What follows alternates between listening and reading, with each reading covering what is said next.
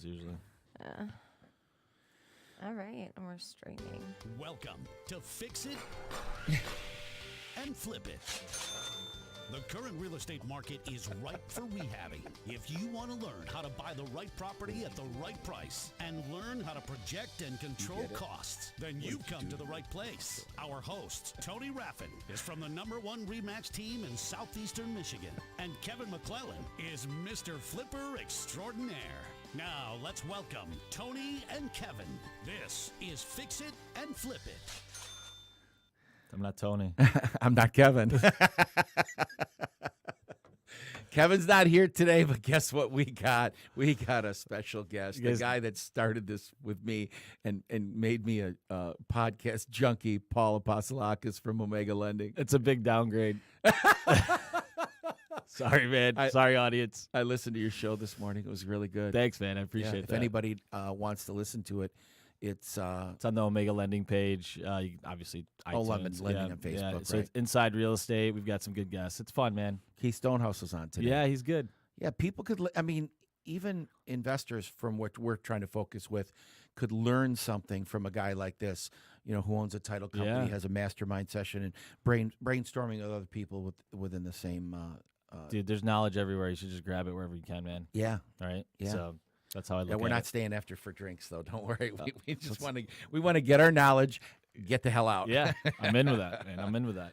Well, today's show is going to be a little different. Kevin had to leave. He had a birthday party for his nephew, and so he's taking 5 children over to C.J. Barrymore's today. C.J. Barrymore's just sweet. Yeah, they've made it so cool. Did you see the like zip a line ride? they got over there? They got a lot of stuff. They got a roller coaster there now. The East Siders know what we're talking about. Yeah, like, they do. But if you're The not West familiar, Siders are like, what? C.J. Barrymore's. Yeah, it's a little gem.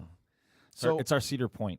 Yeah, I still haven't been there. Yeah, I watch it from every time I drive by Hall Road. I watch. I'm like, and it's like I know it's a distraction because then I'm not looking at the road and I'm looking at these people coming down the zip line, and it's like, oh shit, I hit the car in front of me. I got to watch out for that. Yeah, don't do that. No, I think it's probably a bad distraction. Probably. Yeah. Any distraction is not really a good distraction. How you doing? I'm doing great, man. Yeah. Yeah, life is good. How about you?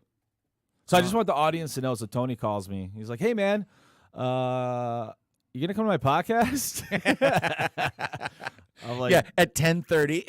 I'm like, dude, half really? an hour before it starts. Thank God you got an office right by. Yeah, and I met the owner of your building. I told you we were out at Browns. What a nice guy, man. Good guy. Yeah. Good dude. We're very lucky to have him. Yeah. You're very lucky to be in the place you're in. You're in like prime property, bro. Yeah, we're doing well, man. We got a a lot of rooftop. cool rooftop. What do you call it? Balcony? Patio, balcony, veranda. Yeah, we're the cool kids. Yeah. So when you need a mortgage, go to Omega Lending. There you go, buddy. Thanks for the plug. So what are we talking about today? I don't know anything. Today is a back to basics day for house flippers, renters, investors, and I think some of the things is going to be probably the majority of it's going to be where they're going to get the money from, because most people that want to flip, they might have $10,000 or $15,000, and this is what I find. Not a lot of people that flip have a lot of money, so everything's all financing. It's all about capital. How are you going to get the capital? Right. I mean, once you accumulate the capital, then it's a whole different ballgame. But maybe somebody's got a little nest egg. Well, we can start. I always laugh. One guy takes $50, puts it in the stock market, and turns it into whatever. I mean, isn't that a game they do every year, like the stock market game? Yeah, I don't know what you're talking about, but yeah. Well. There's a game where everybody gets like $1,000, and I don't know where the game is at. It's a stock market type game. You get $1,000, and you play virtual with your stocks and try to see who goes up in a certain amount of time. And I think it's more of a college thing. Yep. Yeah, it's like a virtual portportfolio. Right, and then they said normally the gorilla beats everybody because it just goes up there and grabs something. Right. So I think it just brings forth another situation like I was saying today. Actually, I had a conversation this morning. When is the good time to buy? Yeah, that's a very good question. Always. Always a good buy. If you got a good deal, it doesn't matter. It doesn't matter. It doesn't matter what's happening. It's all about the purchase. Yeah. Right? There's always deals. There's always money to be made. This weird notion that there's like a certain time to buy. Yeah, look, I mean, there's ways to like navigate the market and probably use things to your advantage, but you could be in a hot market and make money. You can be in a down market and make money. You could be like it doesn't matter. It's all about how you navigate the situation around you. Well, I started doing foreclosures in 1998. Yeah, I graduated in '98.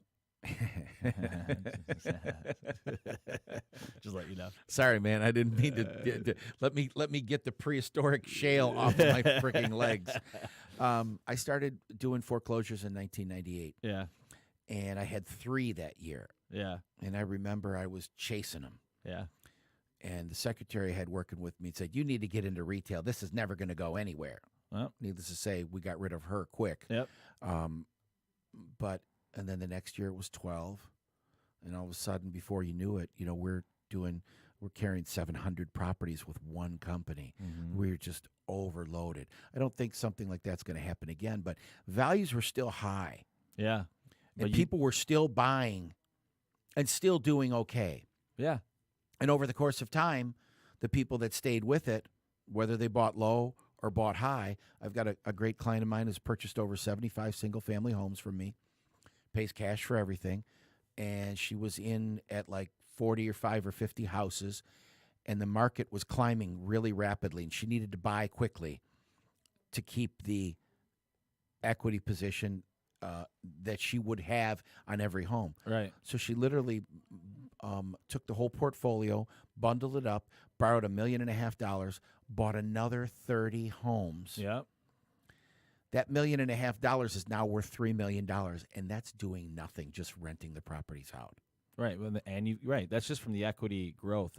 Equity growth of the property, correct. Yeah. The payments more. That's not even talking about the income, the capital that she got from the actual. No, we're just talking about the value of the properties. They didn't need to be repaired. She bought them. They were all rented with people in them. Yeah. Boom, ready to go. And it was like, you literally made $1.5 million in a year. Passive income, dude. Doing nothing. That's not counting the rent. That's not counting the rent. I'm sorry. That's just. Yeah, when we say nothing, I think that's like relative. Like, yeah, but she had to be smart enough and have ballsy enough to do it, right? There was a lot of balls. Yeah, a lot of balls. There was a lot of balls. Yeah, because here you got 35 or 50 homes. I don't know what the number was. Let's say it was 50. So here you got 50 homes that are free and clear. Not a nickel owed on them. Collect your money, whether the market goes up or the market goes down. It doesn't matter. You're making money. It's irrelevant of what the portfolio is worth unless you're thinking of selling it. And it's just the same thing as with a house. Because didn't we talk about your partner, Sal, bought a house in Royal Oak the other day. Yeah. And he paid a lot of money for it. Yep. And it doesn't really matter what he paid for it because he's got to live in the place. He doesn't give a shit. Right. It's his house. But people don't think that. And I made the same mistake, and I'll give it to you this way. About before I knew you, I refinanced my house. Thank you for that. Before I knew you. Now, my rate was at 4%, 30 years. I had 17 years left on the loan. I always paid extra money, whatever. If the payment was $1,800, I'd pay $2,000. I'd pay the extra. It didn't matter. Right. Always round it off to the next one. And I recommend that to everybody because you don't really realize you throw away $100 or $200 a month in crap and stuff, and that's when you have to throw it all away when you go move. It moves the needle on a mortgage, but we could talk about that, yeah. And I do want to talk about that because it's important. I'm gonna. Here goes the ADHD. Hello, look at the squirrel, cat. Yeah, and he just blew the meter off of Jessica's soundboard over there. It's like, come on, you okay? Sorry, but the little things, little items or little things that we do over a long period of time consistently, at the end of the time, it's like, think about this. Me and you used to be the same weight 3 years ago. I chose to eat a popsicle every day. You chose not to eat a popsicle every day. You don't think about it, but then all of a sudden, over the course of 3 years, I've had 365,000 calories more than you, so now I weigh 60 pounds more than you. It's amazing what little things over a long period, and that was Darren Hardy who said it. Now, it's not like he's some genius. No, he says something that we already really knew, but we never really thought of. So going back to with money coming in, no matter what, over a long period of time, who cares what your portfolio's worth as long as you're not selling it? Yeah, if you're not selling it, why does it matter? It doesn't. It doesn't matter. My house was worth over $700,000 in 2004. And by 2011, it was worth $225,000. Look. And now we're back up in the 500 range. But what do I care? I'm not selling it. Yeah, look, it all depends on what your goals are, right, man? If you're looking to build a portfolio, then buy the houses that are good houses, right? Just like stocks, buy the stocks that you believe in, right? These little fringy ones that you take a shot on, they might work out, Bitcoin, whatever, right? We had that conversation Dude, a long time ago. Yeah, I got crushed. So, like, long story short, like, if you want to build something, don't let external factors, what people say or whatever. Do what you want to do and do what you believe is right, and it'll work out. Because if you do good work, no matter what it is, on a consistent basis, it will work out. So with all that being said, look, you got to be smart, and you got to do the right things, and look for the right properties. But if you want to build a portfolio of homes, stop worrying about what is going to happen 5 years from now. Because it's going to happen whether you buy the home it's or going to don't happen, buy the home. right? So I get it. Like, people want to time the market. They want to do this. They want to do that. Look, there's no timing shit. No, and that's where the stock market always won. Even though the stock market did fail at one time, well, it didn't really fail; it went down. But the consistency over time, whether you buy low or you buy high, at the end of the day, it's where your average number is, and you just continue. So let's think about that. All those people that pulled out and took all their money out, lost their mind, were like, "Oh my God, I got to pull my money out."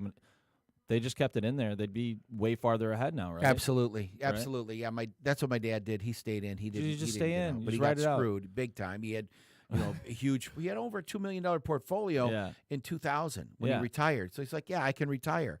And then September 11th comes. And then right after that, everything started declining tremendously. Yeah. The stock market crashed. I mean, he went down to $200,000. Right. Dude, you lost freaking 90%. That's hard. That's a hard pill to swallow. At 60-some years old, Yeah, that's and tough. you worked at GM all your life. That's tough. Dude, that really hurt a lot of people. Yeah. And it's like, Dad, pull your money out, come and invest it with me. He goes, what are you, crazy? And I'm like, no, you're the crazy one. You just worked the last 45 years at GM, and then you retired, and you've got nothing. And it's not like you didn't save that money. You put that money away. You bought savings bond that earn you 1%. Inflation is higher than 1%, and you end up getting screwed with the money that you have. Mm-hmm. Fast forward, he's probably doing all right now. He's doing better. Yeah. He doesn't have $2 million. He doesn't have $1 million. But at the end of the day, he's got a pension, and he lives. I wouldn't say he's. I always say, Dad, you sacrifice. He goes, I don't sacrifice. I says, well, you used to always put slippers on and socks and sweaters and turn the heat down to 67 degrees in the winter. All our parents did that, though. Yeah, but you know what he said? He goes, I didn't sacrifice. He goes, I didn't waste. Yeah. I'll be the first person to say I'm wasteful. Like, I compare myself to my family, my parents, dude. Like you said, I'd be sleeping and be cold. Like, dude, just turn up the heat a little bit, Just a little. Or in the summertime, it would be like July, and like then we would turn the heat, the air conditioning on because You had air conditioning? yeah, barely. I mean, not one we use. Yeah. Open the windows, right? So Right. me, I'm like, dude, it's got to be like 68 degrees, or like in the summer, and like 70 in the. You know what I mean? Like, I think we've become spoiled as a society. dude, we are so. You go to other nations, we have way more than any other nation has, and we complain the most. So then I'm going to ask you the question that was asked on Fox and Friends this morning. Ooh, let's do it. Was America ever great? America's always been great. That's what I say. My parents are immigrants, dude. They came here for a reason. My parents came here from Italy. Right. Your parents came here from Greece. Right, Apostolakis, yeah. in the 70s, the In the 80s 50s. sucked, right? Yeah. So they came in at a pretty tough time. They still came, Yeah. right? Because it was still better than what they had. Dude, here's the thing about America. America sucks if you suck, right? Yes. America I love sucks it. if America you sucks suck. if you suck. If That's you good. suck, America sucks. Why do so many immigrants, and I hate to say this, America, but why do so many immigrants come here and do well? Because they know that this is an opportunity for anyone. They bust their ass. Yes. They bust they have they came from a place where they had no opportunity. Now they're given an opportunity to do something with their lives. Anything they want. And they're like, I'm not messing this up. Yeah. I'm gonna work my ass off, build a business, do this, do that. And all of a sudden you see these immigrants and Americans, unfortunately, guys, we get pissed because it's like, oh, why are they doing Well, so the big fallacy is people coming in saying, oh, they came here and they get tax-free. They don't. They don't get tax-free. Dude, I know That's that. BS. Ask You my know parents. that. Yes. Dude, we were on government cheese. That's the only thing we got. Yeah. Right? When they got here. But other than that, they don't get tax breaks, No, bro. no. Who doesn't pay taxes? Well, a lot of people don't pay taxes. Who? I mean, Indians? I know they're supposed to. No, but they're yeah, supposed to, but a lot of people don't pay their taxes. Look, dude, they pay taxes. They've always paid taxes, Yes. right? If You you're know, working for somebody, you're paying taxes. Your payroll taxes are taken so out. it's a fallacy. The immigrants that come here work hard. So my point is, with all of that, America has always been great. Yes. It has always been great. It will always be great. It will always be the best. We're the beacon of hope for every other country. Do you want to move to China? They've No. got a great economy. Are you moving there? No. No. No. They got a good economy. I don't think there's any place I'd rather live. I mean, I would like to travel, but I'm not going to go live in Mexico because I like Cabo and what have you. It's just the laws, even just our freedom of speech and stuff like that. And I'm not trying to make this a political show, everybody. No, I get it. But it was a funny question, and they were asking millennials, which you are a millennial. So much self-hate, like millennials and all these people, it's almost like they hate themselves. Do you think it benefits you being the son of an immigrant? In what way? Well, I mean, you knew how your family struggled. You didn't watch it. You knew how they I struggled. lived it. Well, when were you born? I was born in 1980. 80. Okay, so they came here. You were born here. Yeah. Okay, so you don't know the struggles they had back in Greece. You just hear of them. They tell you the stories. Well, my mom, by the way, is from Iraq. Oh, your mom's Iraqi? Yeah, Really? I'm half Chaldean, half Greek. Oh, okay. That's So a hell of a combination. I know the struggles because I've heard them, right, and I saw them struggle. I was 13 years old washing dishes because my family had a business and they couldn't afford a dishwasher, right? Yeah. Like we weren't rich. Like my parents worked really hard. I grew up fairly poor. I would say the same. I wouldn't say we grew up poor, but I mean, my dad worked at General Motors. Yeah. Prior to that, he worked in a job shop. I mean, I literally remember looking at his paychecks in the 70s, and they were $145 a week. Yeah. And he bought a house, and he saved his money. We never went out to eat at restaurants. Ever. Boy, McDonald's. I want McDonald's. Yeah. You know, it's like, no, I'll make you McDonald's. But McDonald's doesn't have square bread. You know, Dude. we used Wonder Bread and a hamburger patty, and That's the difference. That's the difference, right? I grew up spoiled. I can't even live the way my parents lived growing up because they were so frugal, right? Yeah. I am a spoiled, rotten punk compared to what they did, right? But you work hard. I work hard. Yeah. I do. I work hard because I try to outpace my spending. Yes, correct. Right? But you'd probably be a multimillionaire today if you lived like 100%. your parents. If I lived like my parents, I'd have $1 million in the bank, well over, and I would be like well more like very more secure.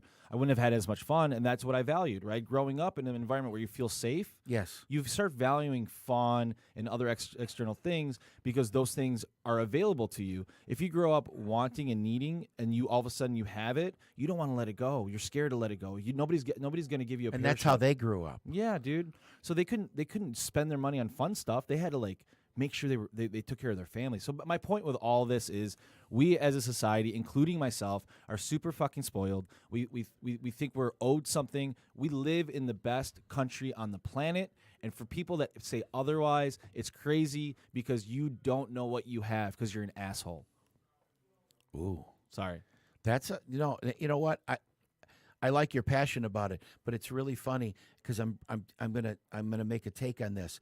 The majority of immigrant people that I know, their first generation children, you and me, seem to be entrepreneurial or aggressively, how do you say, wanting to succeed our parents' expectations. That's all it is, man. They did so much. They gave up so much for me. They give up everything. Everything. Imagine living here today and then deciding to move to Japan where you don't know the language and you don't know anyone because it's so bad here. I can't imagine that at all. That's what it happened. Yeah. They moved to a country. Oh. Hey, we got a Yeah, caller. let's do it. Hello. Long time. John Zerka. Hey, What's John, going how on, are you brother? today? John was on our show Doing last well. How week. about yourself? Good. We got something that I think that you may be interested in calling in. That's probably why you called in for, because what we were talking about, first-generation immigrants. I want to introduce you to Paul Apostolakis. He's my guest today from Omega Lending. How you doing, Paul? What's up, brother? How are you? John I'm doing well, and Zerka. yourself? Doing well, man. John is a Lebanese, first-generation Lebanese immigrant. His father and mother came from Lebanon. John, tell the story on how your parents struggled and worked and busted their ass and sacrificed everything for you guys. Oh, yeah. I mean, the struggle was real in the beginning. My parents came to America in the mid-'70s. Had my brother, sister, and I. Pops worked at GM. My mom stayed at home watching us, taking care of us. So, I mean, the struggle was really real back in the day. So you were listening to Paul how his parents came here in the late 70s. Sort of. I just got to my next job site, so I was kind of tuning in.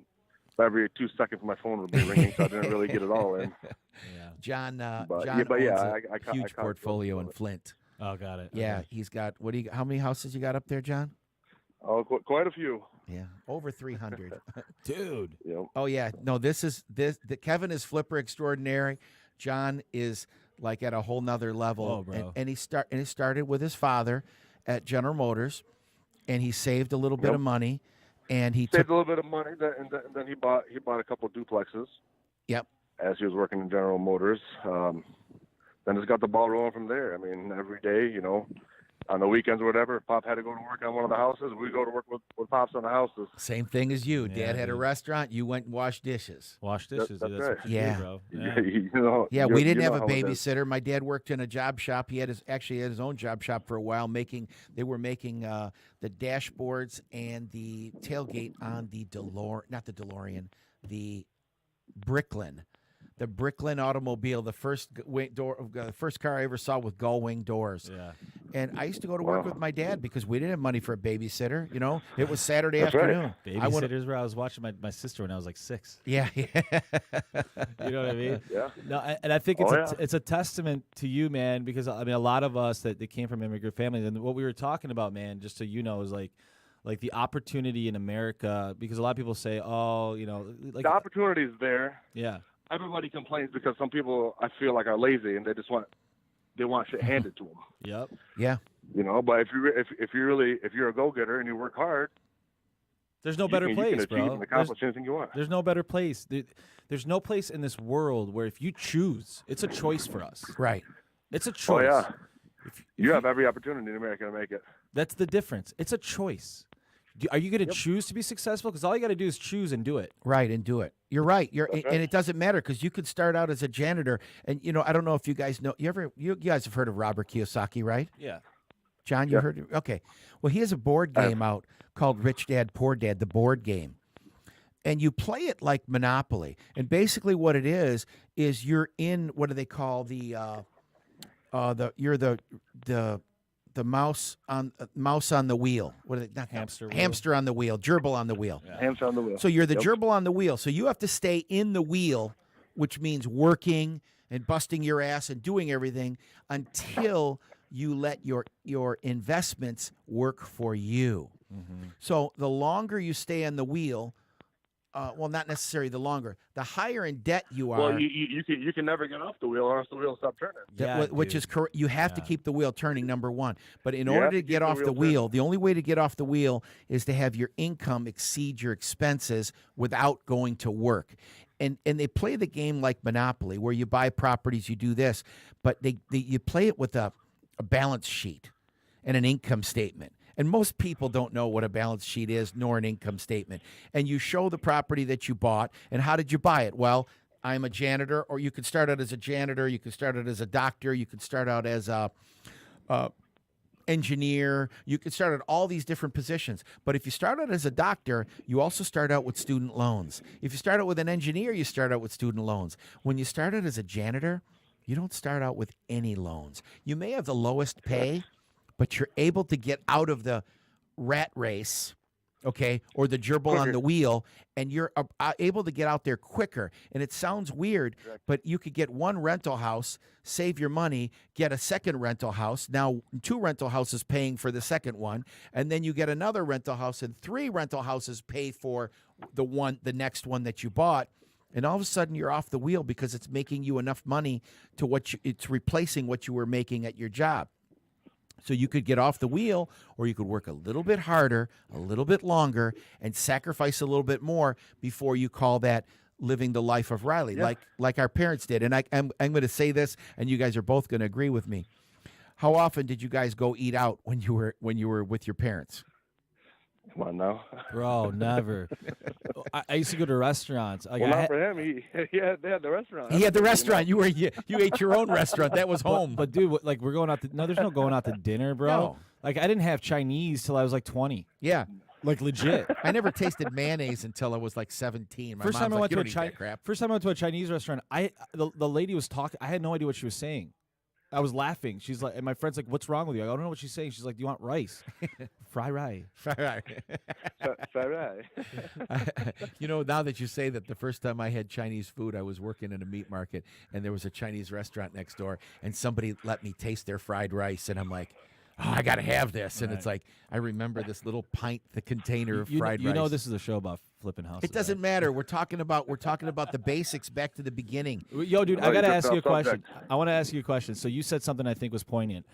It's consistent hard work because, like, you have 300 houses now, man. I mean, that's a lot, right, in your portfolio. Yep. That doesn't happen by, like, chance, right? It doesn't happen by luck. No. It happens by hard work. So what I want to ask you is, how often do you stop working? Like, when do you take a break? Like, you don't. You're like, I don't think it's possible. I don't. I'm at work right now, so I couldn't make it to the show. I have to be synced with you guys. Right. You know what I like the show. I'm at work right now. That's what I'm saying. Like, we're cleaning up a house because it's hitting the market in the next couple of days. Actually. See what I mean? He's flipped over 700 homes, dude, in the last several years. Brother, it is consistently doing the same. Like, there's no secret sauce. All it is just work hard every day and good things will happen. That's it. It's a slow process. I guess it just depends on how you invest your money, though, too. Some people can flip a house, make a bunch of money, and blow it, and never have enough money to do anything else with. Yeah, I agree with that. But here's the thing, though. You got to be smart with your money. Yeah, but even if you're dumb with your money and you don't do well at whatever it is, but if you just work every day, you'll at least be okay. Yes. Yep. You know what I'm saying? You won't go to sleep hungry. Yeah, you won't go to sleep hungry. No. As long as you work every single day, like you might not be like have the potential to be like 300 house dude who flips up. That's fine. That's different. That takes a different level of acumen, right? Well, I mean, dude, the guy's got literally an ice cream parlor on Corona Road that people come in and pay the rent weekly. If he makes it work. He's got a very unique system that works, and it goes right back to what you said. It's the hard work. It's thinking outside the box. It's busting your ass and never stopping in order to achieve the dreams and goals that you want. Right. It just, to me, it's like you don't have to have 300 houses. You could just work really hard and have a couple. You know what I mean? Oh yeah. That might be someone's potential. So. I think you're right. I mean, I've got one. Does it piss you off, dude, when you hear people say that, like, "Oh man, things are tough, and they're not going my way"? I hear it all. I hear it all the time. Can you help me out, bro? Yeah. Or my car is in the shop. Oh, where's your car in the shop with to do with you paying rent? Yeah. I think having a roof over your head is more important than having wheels on the ground. But. Well, you got to get back to basics at the same time instead of buying all that stupid shit. Because it's funny when you clean out those rentals or you grab a foreclosed home. It's really funny. The people that you take homes away from or the people that rent homes usually have more stuff or shit than anybody else does. Oh my God! They got garbage. Why would you buy that? He's like, dude, you don't know. No, I know because I bet him and you don't know, like the amounts of clothes, soaking wet clothes in the basements of these houses.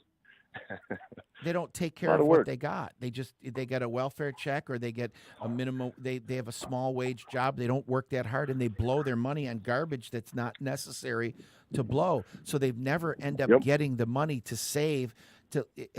There's an old saying: Anybody can work for a living. You can work at McDonald's. Anybody can get a job at McDonald's. I don't care if you're a felon, if you're the worst person in the world, you can get a job at a fast food restaurant or some place. You can always find a job. You can always work if you want to work. There is a job somewhere.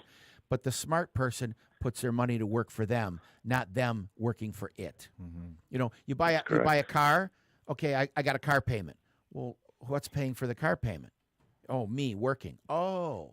So how about buying the house that buys the car? That was Robert Kiyosaki's thing. I wanted a Porsche, but I wasn't going to waste the money on a Porsche. So I bought 2 rental houses, and the money that I got from those 2 rental houses paid for my Porsche. So here's what I think about. It's like this is like higher level stuff, but like if you're just to dumb it down for the normal dude that says I don't have any opportunity, what do you guys say to that guy to like get him in the right? Like you don't have to be super big time, right? But you can do some things to put yourself in a better position, but you got to help yourself. A lot of it's just common sense.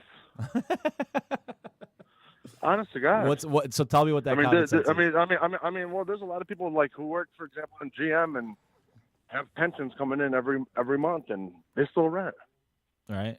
Yeah, and you see that every day, don't you? Instead of renting, but they like living a fun life. They'll go on vacation. They'll take their boat out. They'll go snowmobiling, or they'll take a week off, go deer hunting. And we don't do house. That. And they rent a house. But we don't do that. But the way they look at it is, they don't have to worry about something goes wrong or something breaks. Who's going to call? We'll just call the landlord. Landlord will take care of it. So to them, it's worth spending the money on rent and not owning, because they don't have to deal with the headaches that come along with owning a property. Yeah, and you know what else I realize? Humans in general can't get over the fact that they've got to work as hard as someone else and potentially not be as successful as them. Do you mean a jealousy factor or something? It's like not that? It's like I'm working as hard as this guy, but this guy's doing so much better than me, and it's like, why is he the 1% and I'm still part of the other bottom part? Well, it's because they figured something else out. They just were more innovative, but that doesn't mean that like you get a chance to say, oh, they did something. No, all they did was work as hard or as harder than you to be more successful. It doesn't mean that you get to say, I'm not going to work now because I'll never get that. Right? A lot of people just say, I'll give up. I'm not going to work. A lot of people give up at older ages because they think they can't be anything, but they don't realize. I mean, think about all the multimillionaires. Well, you know why we're so young and successful? Because we sacrifice a lot. Correct. We sacrifice our vacation. We sacrifice having nice houses. We sacrifice having nice cars, or going out or doing whatever because we know I have to go to work in the morning, or we have to work late because we have so much work to do. You don't really sacrifice it. You sacrifice it for a little bit. When the business takes over, you don't have to worry about it.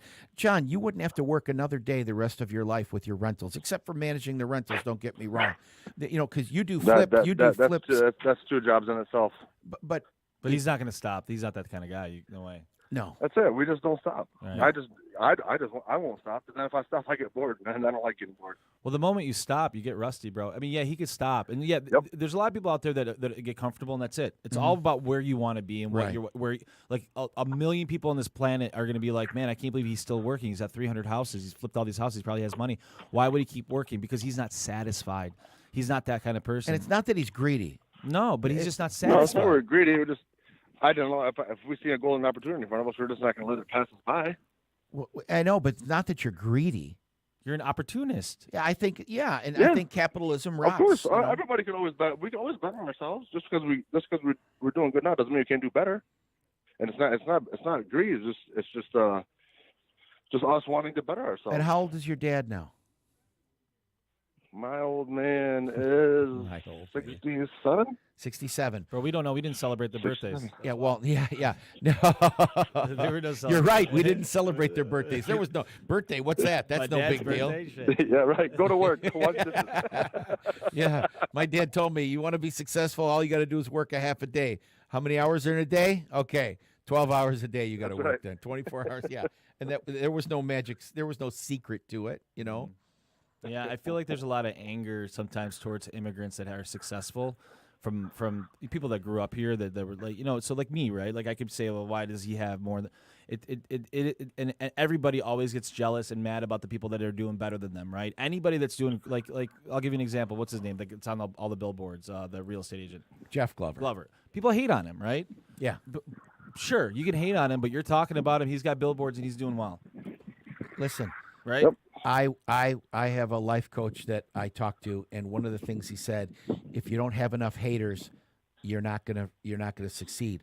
And I didn't understand it. Somebody gave me a bad review on Zillow one day, and I'm like, I was just so pissed off, and it wrecked my day. And he's like, congratulations. I'm like, what are you talking about? Dude, somebody said something bad about me. He goes, yeah. He goes, somebody says something bad. And this was in Obama. He goes, somebody says something bad about Obama every day. Half the country hates Obama, yet he's still the damn president. It's the same thing with Trump. That's right. Half the country hates Trump. The other half loves Trump. He's still the damn president. If you ain't got haters, you're doing something wrong. So go out there, stir the pot, and make some haters. Because if you got haters, you're doing good. Because most likely, you got more people that like you than more people that hate you. If they're hating you, That's that means correct. They're talking. They're you know, still talking about if you, thinking if about you you. It's just more motivation. That's all it is. Yeah, bro. Yeah, if Do someone, better. if you actually hate someone, then you wouldn't think about them.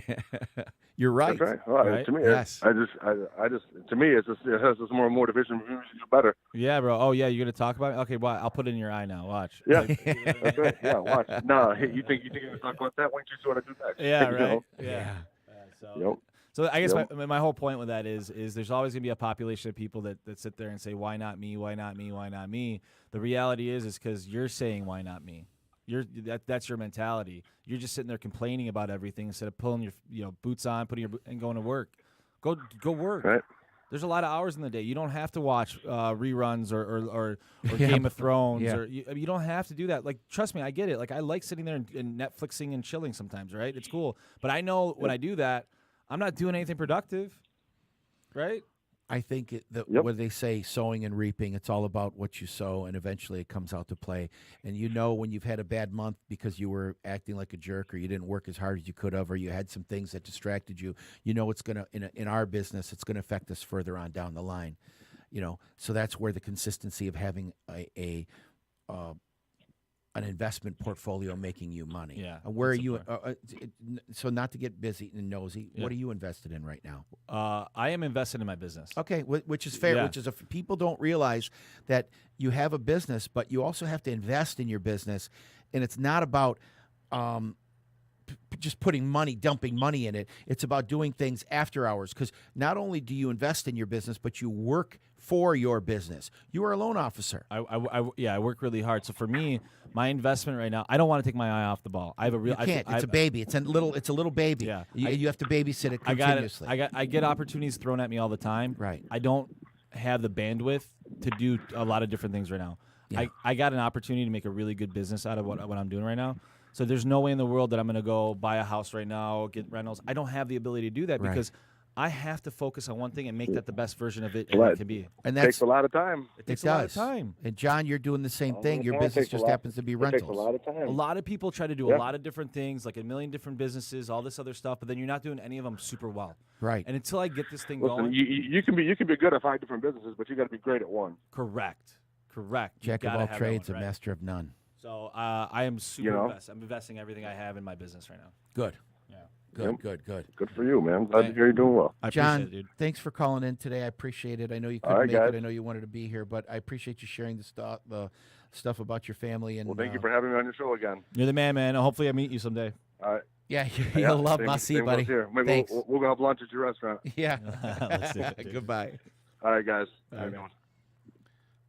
Yeah, boy, getting back to basics on that one was, I mean, it's pretty good. But I think for me, being the son of an immigrant, you being the son of an immigrant, him being the son of an immigrant, that's son of an immigrant. Yeah. I got to say that yeah, 3 times yeah, real fast.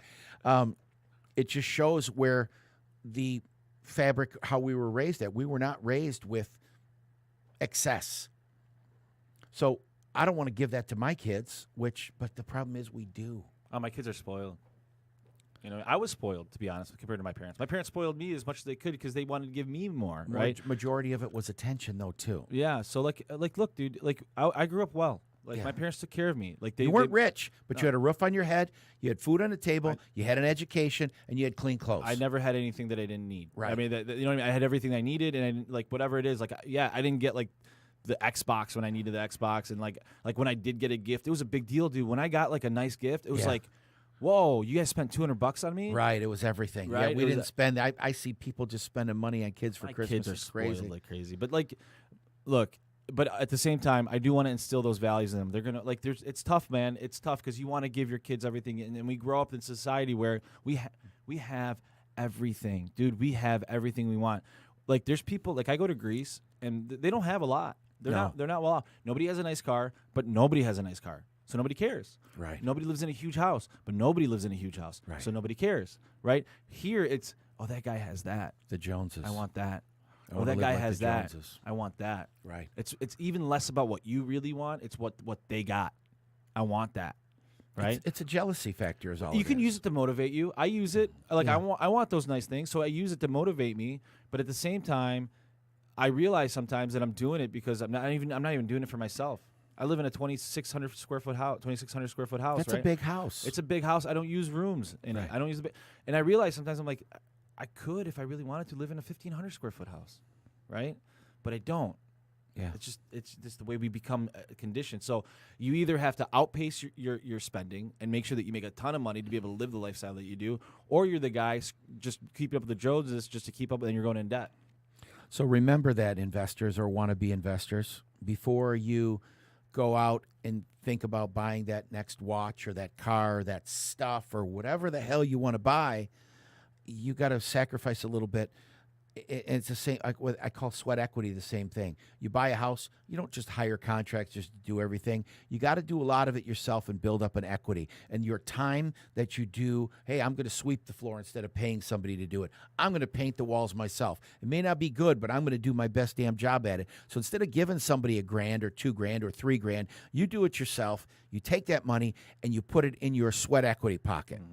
And Yeah. before you know it, you've got a huge equity position. It'd be like me opening my business and just like hiring someone to do what I'm doing. You can't do it. You'll never survive. No way. It won't work. I've seen it. I was You'll be part like of it. Elon Musk. You'll be losing money, and bleeding until one day. Right. it Like, I'd becomes- much rather be golfing 4 days a week.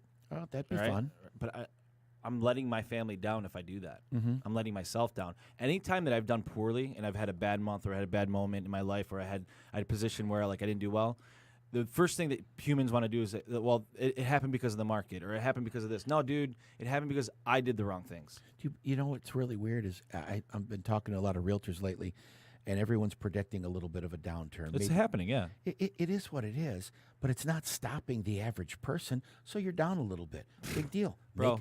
You can still stay at the same level where you're at and not be down. But like you said, quit blaming the market on everything. I'll tell you this: the day that I own 100% of market share, that's when the economy It'll tank. That's when other things will affect me. I don't own 100% of the market, so if the market goes down 50%. I can still gain market share. Absolutely. So I just have to work on my market share. I don't give a shit what the market does when I don't own 100% of it. Right. Right? I just got to grow my business. That's all I got to focus That's on. why we as investors can go high, can go low, buy high, buy low, and still not affect what we do. Right. It doesn't matter. As long as it generates income, it doesn't freaking matter. Doesn't matter. Yeah. It doesn't matter because it's about your market share and Right. what you're doing within that. So stay consistent, stay headstrong, don't blow your money, and build that sweat equity. And work. And get that first house. Make that Work. decision to Get buy in the there. first house. And when's the best time to buy? Anytime. Now. Yeah. It doesn't matter. Find the deal, buy the house, and where can we get the money from? Omega Lending. Omega Lending. Yeah. How do we get a hold of you, buddy? You can go to our Facebook page at Omega Lending. You can go to omegalending.com.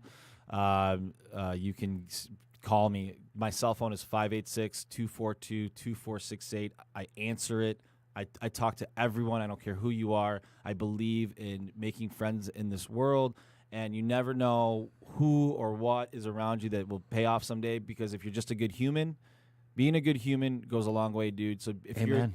you're a good dude, good This things will guy happen called to you. me. I called him on a Saturday afternoon for a pre-approval, and he called me back in 2 minutes, had my pre-approval in 15 minutes, and we made a damn offer on the house. Congratulations. You do what you say you're going to do. You gotta hustle, buddy. Hey, listen, and if anybody out there needs to find a rental or find a house to flip, or you want to just learn a little bit more about this, you can inbox me on our Facebook page, Fix It and Flip It. If you have a family friend that's looking to get rid of a house, Kevin, who is not here today, we've got to make him get him some.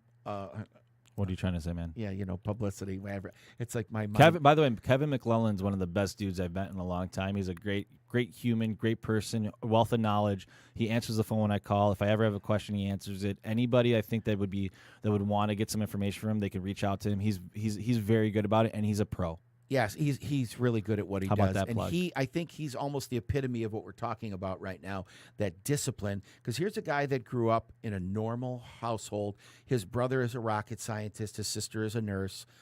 He was a cop. And he's a cop. He's just a normal blue-collar guy, worked just like everybody else, and has amassed a small fortune. And thank God he has, because when he got hurt with his sinus injury that hurt his eye, he couldn't go to work. He hasn't worked, And it's like his investments work for him. Yeah. So he is the epitome of really what I'm talking about today, of taking that little nest egg you have, or nearly none. I mean, he literally had 5 lawnmowers and a route, and sold it and bought a house, and took the house and borrowed the money to buy another house, and took the money and borrowed, and that's really how he started. And he's got a nice portfolio of homes, and he does a lot of flipping.